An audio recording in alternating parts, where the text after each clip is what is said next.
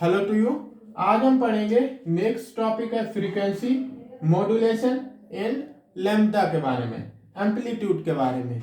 तो हम जब पढ़ेंगे फ्रीक्वेंसी मॉड्यूलेशन एम्पलीट्यूड के बारे में तो सबसे पहले हम पढ़ेंगे किसके बारे में, वेव के बारे में। नेक्स्ट हम क्या पढ़ेंगे, वेव नेचर के बारे में। तो वेव नेचर क्या होगा, जिगजैग नेचर होगा। नेक्स्ट क्या होगा, वेव नेचर स्ट्रेट लाइन में होगा। अब हम क्या करेंगे, यहां से एक डायग्राम बनाएंगे वेव का। तो वेव का जब किसमें वेव फॉर्म मूव करती है, गति करती है जिगजैग मोशन में भी। तो हम यहाँ पे क्या करेंगे, ये वेव का हमने क्या किया है, डायग्राम बनाया है। तो जब ये डायग्राम है तो यहाँ पे ये क्या है, यहां से लेके यहां तक इसे मान लिया है एक्स एक्सेस है और ये क्या है, वाई एक्सेस है। तो एक्स एक्सेस पे से लेकर और जितनी ऊपर तक ये जाएगा, ये इसको क्या बोलते हैं, हम हाइट बोलते हैं। क्या बोलते हैं, हाइट बोलते हैं। इसको क्या बोलते हैं, लेंथ बोलते हैं। तो इसको हम यहाँ पे क्या बोलेंगे, एम्पलीट्यूड। क्या बोलेंगे, एम्पलीट्यूड। एम्पलीट्यूड एम्पलीट्यूड मतलब क्या हो गया, इस पॉइंट को हम यहाँ पे बोलेंगे क्रेस्ट। क्या बोलेंगे, CREST। और इसको क्या बोलेंगे, रो।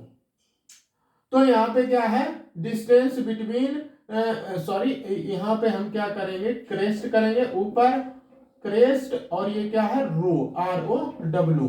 तो हम यहाँ पे बोल सकते हैं distance between crest and row is called amplitude.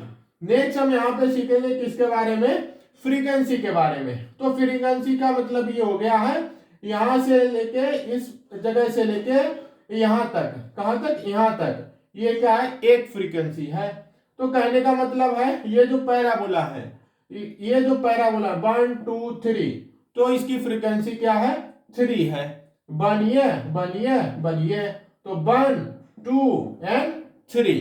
तो यहाँ पे फ्रीक्वेंसी मतलब लैम्डा हम यहाँ पे लिखेंगे 3। मॉड्यूलेशन, मॉड्यूलेशन का मतलब ये हो गया है, ये क्या है, क्रेस्ट है, ये क्या है, रो है, ये क्या है, एम्पलीट्यूड है। मतलब जो वेव है ये क्या है, यहां से अप एंड डाउन क्या हो रहा है, ये वेव है, वेव का डायग्राम है। तो वेव जो है वो वेव क्या है, यानी कि एक समय क्या होगा, वेव का जो क्रेस्ट होगा यानी कि वो मैक्सिमम होगा।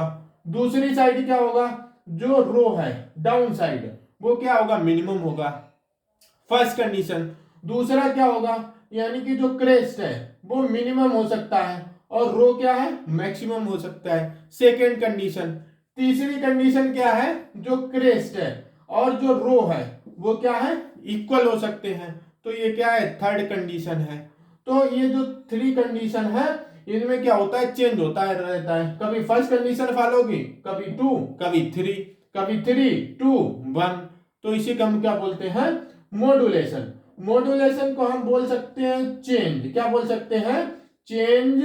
हम मॉड्यूलेशन को यहां पे बोलेंगे change in wavelength. Change in wavelength, क्या बोलेंगे, चेंज इन वेव और वेव लेंथ। Thank you.